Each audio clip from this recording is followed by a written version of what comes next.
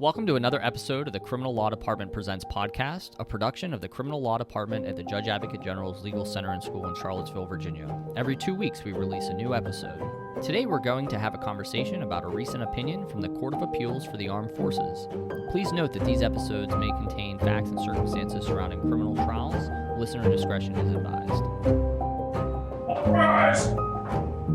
Hear ye, hear ye, hear ye. The Honorable United States Court of Appeals of the Armed Forces is now open and in session. God save the United States of America and this honorable.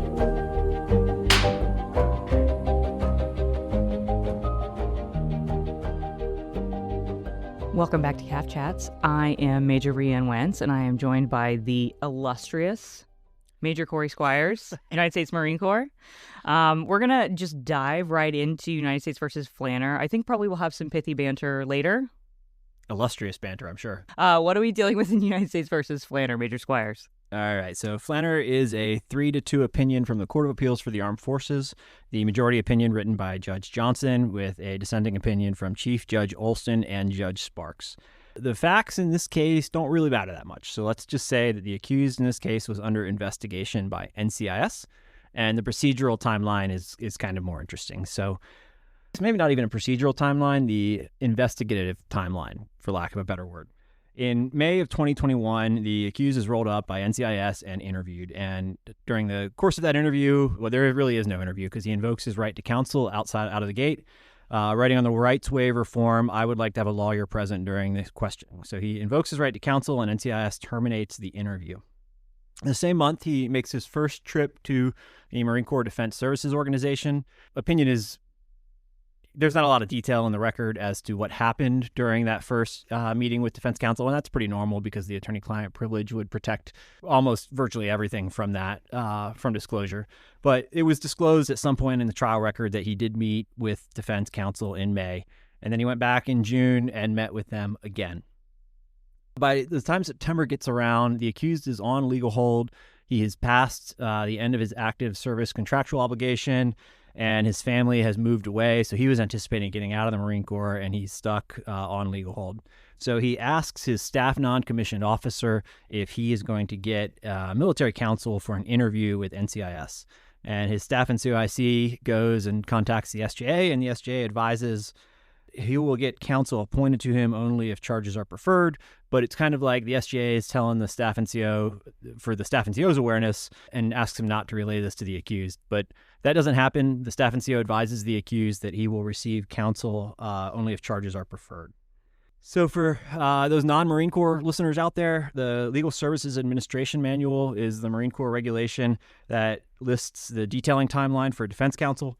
10 days of pretrial confinement, 5 days of being served notice of preferred charges, 5 days of notice of an Article 32, things like that. But there's also a policy memorandum from the Chief Defense Counsel of the Marine Corps that oversees the Marine Corps Defense Services Organization, and that allows for the detailing of counsel in a variety of pre-referral situations, including the one the accused was in investigated by law enforcement, and the detailing authority reasonably believes that the investigation could result in court-martial or adverse administrative action.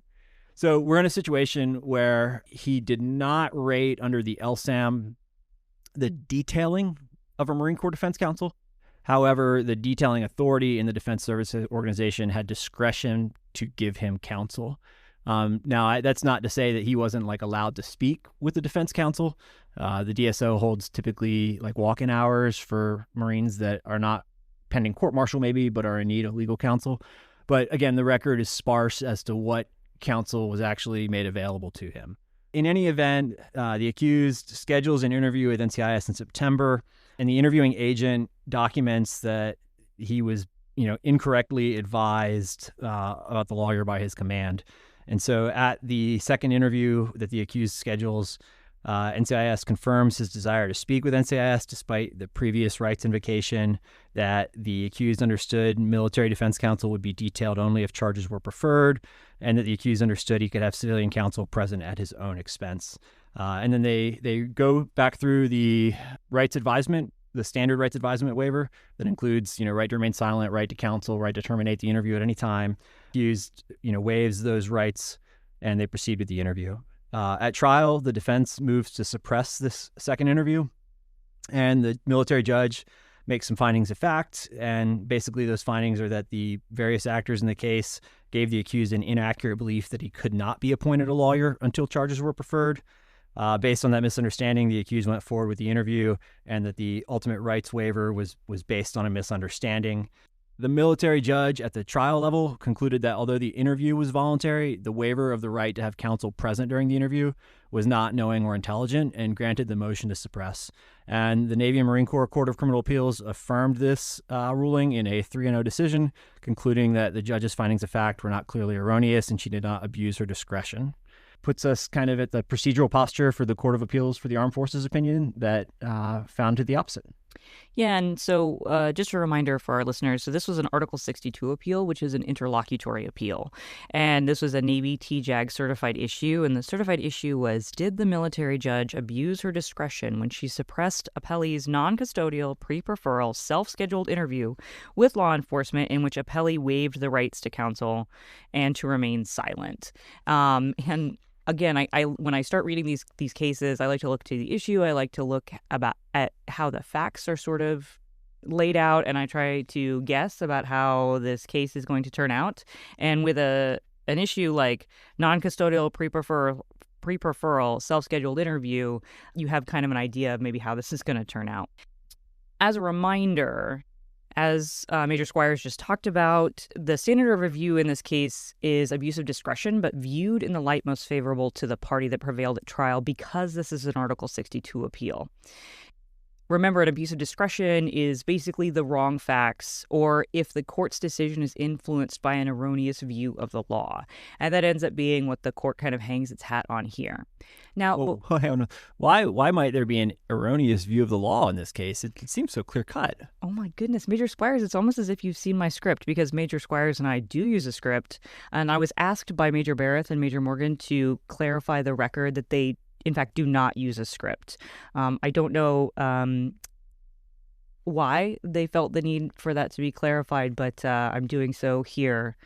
But that's a great point that you bring up, Major Squires, about why there might be an erroneous view of the law. Because before I want to talk about how the court analyzed this issue in Flanner, I want to talk about a case called United States versus Mott. And the relevant question in United States versus Mott was whether the appellant knowingly and intelligently waived his Fifth Amendment and Article 31 Bravo UCMJ rights to counsel. Mott argued that his severe mental disease prevented him from doing so. In discussing this issue, C.A.A.F wrote in a footnote, "Consistent with our precedents, we note that in the military justice system, the accused's right to counsel and the requirement of knowing and voluntary waiver are not limited to custodial interrogation."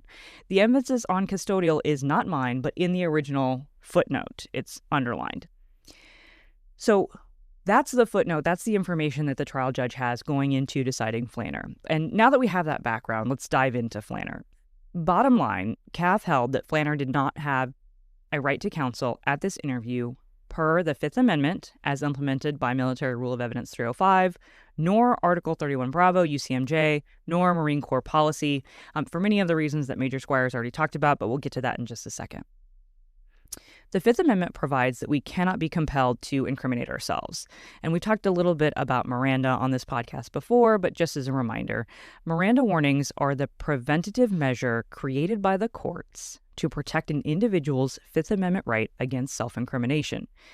Basically, the custodial interrogation is so potentially coercive that an individual should have a right to have a lawyer there to help them not incriminate themselves. So the right protecting us from self-incrimination has two parts, according to the Supreme Court: the right to silence and the right to counsel. Now, the Fifth Amendment right to counsel only applies to custodial interrogation. So basically, if you think about it like a math problem, you have to have custody plus interrogation equals you have to read Miranda. And the factors that C.A.A.F uses to determine whether someone is in custody are explained in United States versus Mitchell, and they include whether the person appeared for questioning voluntarily, the location and atmosphere of the place in which the questioning occurred, the length of the questioning, the number of law enforcement officers present at the scene, and the degree of physical restraint placed upon the suspect. Now, there is a ton of jurisprudence, a ton of case law at the federal level, at the Supreme Court level, sort of deciding what constitutes custody and what doesn't. But we're going to stick with these factors because they play really heavily, obviously, into CAAF's decision here. Okay, wait, hang on, wait. So I'm just making sure I'm tracking. Easy understanding Miranda requires custody, but footnote 10 in Mott said that service member rights are broader, and the Fifth Amendment right to counsel or some right to counsel applies even in a non-custodial interrogation. Yes. And the quick answer to your conundrum, perhaps, the quick answer to your conundrum is that C.A.A.F decides in Flanner that Mott is just flat out wrong. What about Article 31 Bravo? Well, that's a great question, Major Squires. I would love to talk to you about 31 Bravo. Thank you for bringing it up.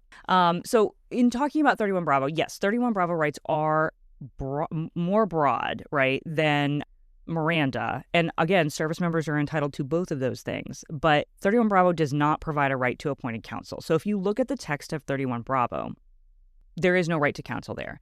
And remember, too, that in the context of some questioning by law enforcement, 31 Bravo could be triggered while Miranda is not. 31 Bravo has a lower threshold because those warnings must be given to anyone, quote, suspected of an offense, whereas Miranda is only required in a custodial interrogation. So 31 Bravo is completely silent on the right to counsel. And as a result of this silence in Flanner, C.A.A.F held that 31 Bravo did not guarantee Flanner the right to counsel in this non-custodial interview.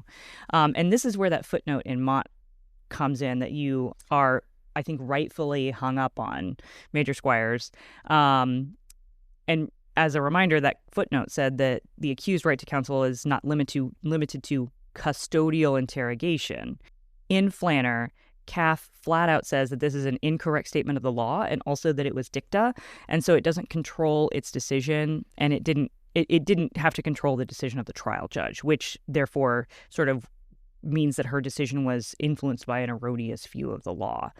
31 Bravo doesn't require counsel here, but I want to talk a little bit about why C.A.A.F didn't find it to be a custodial interview, and it was for some of the factors that we talked about. And I want to remind listeners that, as Major Squires said, this was in the NCIS office. So this was in the police station. This is in that inherently, concerningly coercive environment. But what C.A.A.F says is that it's not custodial because Flanner, initiated the interview. He voluntarily appeared at the scheduled time.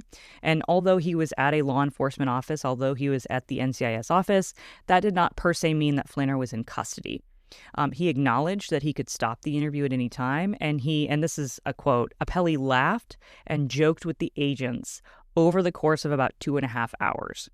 And for all of those reasons, C.A.A.F held, the atmosphere of the interview would have made it transparent to a reasonable person in appellee's position that he was not subject to formal arrest or restraint on freedom of movement of the degree associated with formal arrest. So C.A.A.F ultimately concludes that Flanner was not in custody, and so the Miranda right to counsel wasn't triggered. Now, listeners, and maybe even Major Squires, you might ask, what about that first interview, right? That first interview where he says, he invokes his rights, and he says, I would like counsel. And even if neither Major Squires nor our listeners are going to ask it, I'm going to talk about it because C.A.A.F addressed it. And essentially, C.A.A.F found that even if the first interview had been custodial, NCIS agents scrupulously honored the law, and that's the language from C.A.A.F, by terminating the interview after he invoked. 4 months later, appellee was the one that contacted NCIS and scheduled the second interview. Given that C.A.A.F determined that the second interview was non-custodial and that Flanner's right to counsel had not been triggered, there was no problem. Now, Major Squires, I'm going to turn the tables on you. Do you want to talk a little bit about why it was so important that after Flanner invoked his right to counsel at the first interview, that law enforcement officers terminate that interview? Well, yes. So Edwards and its progeny are very, very clear that the right to counsel invocation is to be scrupulously honored without going into what constitutes an unequivocal invocation of the right or any of that discussion here. But a clear invocation of the right to counsel terminates the interview. Now, there's a harder question of, if that first interview was non-custodial, what would have happened if he'd invoked the right to counsel and it had not been scrupulously honored, because he was invoking a right that technically doesn't exist. I don't know how to talk about this because that is an issue that I've never seen. Well, if it's non-custodial, based upon the decision here in Flanner today, if it's non-custodial, I don't know that law enforcement has to do anything. If it's the right to silence, that's a different question, I think. But if it's the right to counsel, because there's no right to counsel in 31 Bravo, according to Flanner, then I think I don't know that Edwards applies. What do you think? Well, yeah, right. Edwards doesn't apply when you're not in custody. Miranda doesn't apply when you're not in custody, and Right. Edwards, is part of the Miranda line of cases.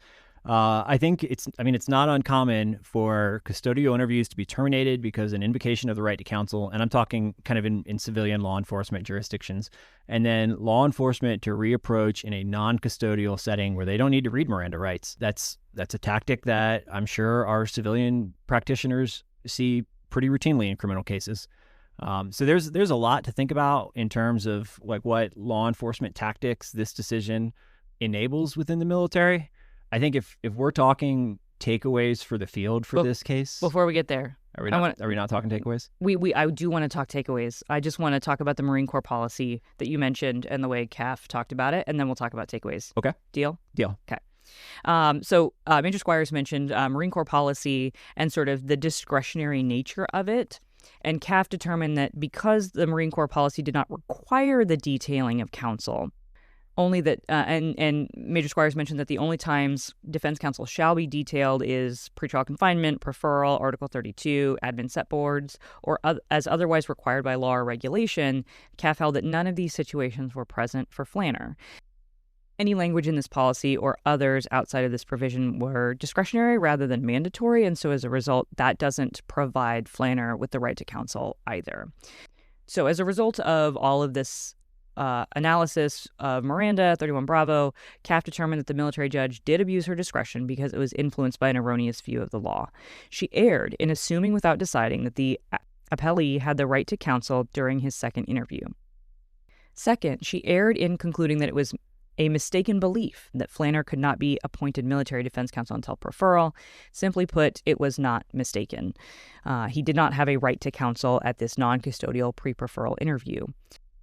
That was an accurate belief. As C.A.A.F succinctly put it, under Marine Corps policy, he could have been appointed counsel for the second interview subject to the discretion of the detailing authority.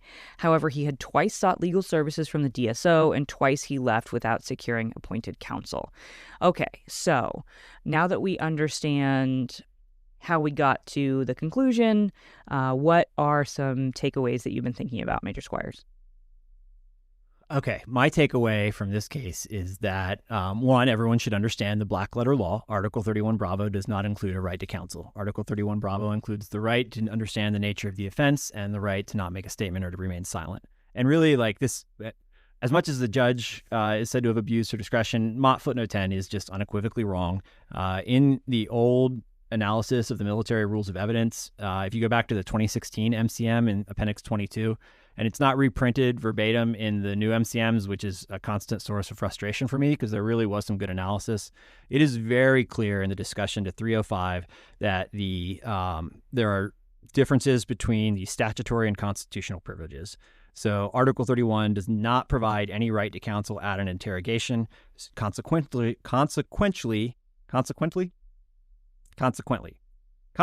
interrogations which involve only the Article 31 privilege against self-incrimination do not include a right to counsel. For instance, requests for voice or handwriting samples or requests for bodily fluids or any non-custodial interrogation. It was always this way. However, every service and every case that I've ever seen that uses the formal Article 31 Bravo rights forms, it includes both Miranda and the Article 31 Bravo rights. So I have never seen a command investigation or any investigation with a non-custodial interview where they've deviated from that form. And as a result, even though the constitutional and statutory rights are different, in practice, they were always advised of both in custodial interviews, in non-custodial interviews, in non-interrogations. I would really be cautious about changing that practice because if law enforcement or counsel advising an investigator starts trying to get cute with the rights advisement and saying, tell him he's not under arrest, so he doesn't think he's in custody, and then don't talk about his right to counsel, or if he invokes his right to counsel, continue to interrogate him, I think we're going to go down a road that we just don't need to go down. There has been no impairment in the functioning of law enforcement activity in the United States Armed Forces by using the Article 31 Bravo standard rights forms that also includes the Miranda rights. So my takeaway would be to change nothing. Understand that there is a difference and that a non-custodial interrogation technically does not require reading of the right to counsel, but I'm hesitant to advise any practitioner to start playing games with that. Yeah. I think from a counsel perspective, and you and I had talked about this before we did the podcast about that likely what happened. So in practice, it's hard to detail a defense counsel to go with every client to an interview because we just don't have the capacity. And I am perhaps speaking too generally, but I think across services, defense counsel just don't have the capacity to go to law enforcement interviews with their clients. And so it would be really hard for us to say, well, you should go, there should be a policy change. There should be a preference for going to law enforcement interviews. Usually, it is more advisable for the accused to not interview with law enforcement at all than it is to interview with law enforcement, even with an attorney present. That's in my experience in most cases. So even assuming that, we gave a bunch of extra resources to the Defense Services Organization, I don't know that lots of defense counsel would be, walking, side by side with their client into an NCIS office for an interview. Yeah, because even if you have a lawyer, an attorney by your side, the chances that you say something that is not exactly what you meant or gives the law enforcement officer a foothold or something, right, that is just probably not going to be helpful to you. So I think you are right that in my experience, broadly speaking, without having any kind of facts before us, I think generally my inclination is to advise against talking to law enforcement. I mean, I personally, even if I were represented by the esteemed Major Wentz, I could find a way to say something stupid. Okay. But speaking more specifically about advice to counsel. So, for me, the takeaway might be that when defense counsel do a suspect rights advisement or they talk to a client before they're detailed, right, there's usually like a limited scope of representation where they say, okay, I'm going to talk to you about this purpose. And, kind of once you walk out the door, I'm probably not going to be your lawyer anymore. You may get a lawyer if charges are preferred or you go in pretrial confinement, right? All of those limitations. But I think as part of that rights advisal, I think I would mention that this is going to take a long time, law enforcement investigations take a long time. And if you reinitiate, if you schedule an interview, if you go down there, then there's not going to be a whole lot that a defense counsel is going to be able to do to get that statement thrown out. So just as to help them understand that if they schedule an interview with law enforcement, then and they waive their rights, that it's probably going to be fine. Like there's probably not going to be a whole lot we can do with it. Does that make sense? That makes sense. So one of the things, we talk about these cases in our office and talk about from our different perspectives and experiences. And one of the things that Major Barrett brought up that I think is a really valuable takeaway point for practitioners, CAAF is reading statutes very, very literally. They're not reading anything into them. It's very black and white. And CAAF is saying, okay, this is very specifically, very clearly what the statute says. And Major Barrett pointed out that this is yet another case where CAAF is doing that because quite plainly, quite clearly in 31 Bravo, there is no mention of counsel. It is actually very black and white. Yes, both sort of literally and figuratively in that sense. So you have a color copy of the MCM? Is that what you're talking about? Even if I had a color copy, Major Squires, the text would still be black on white paper. It is literally black and white. Yes. I've never seen a color printed version of Article 31 Bravo. I don't know why you said that. I don't know how we got here. On that note, that's all I've got for the fields. That's all I've got for United States versus Flanner. Major Squires, you want to take us out of here? That's all for today. Thank you for listening. Looking forward to talking to you again soon.